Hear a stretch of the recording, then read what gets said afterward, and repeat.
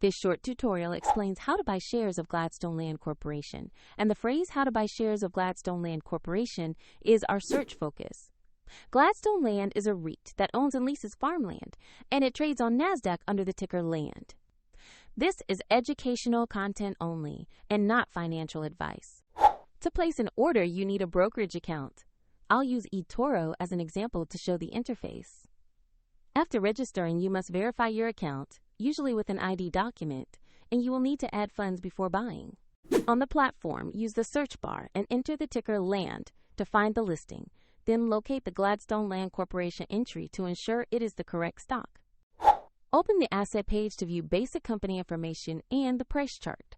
Confirm the company name and NASDAQ ticker to make sure you have the right security. To invest, click Buy. Choose the amount you want to invest. Review the order details and then confirm the trade. If the market is closed, the order may be queued or executed at market open. And if you lack funds, the platform will prompt you to add them before final confirmation.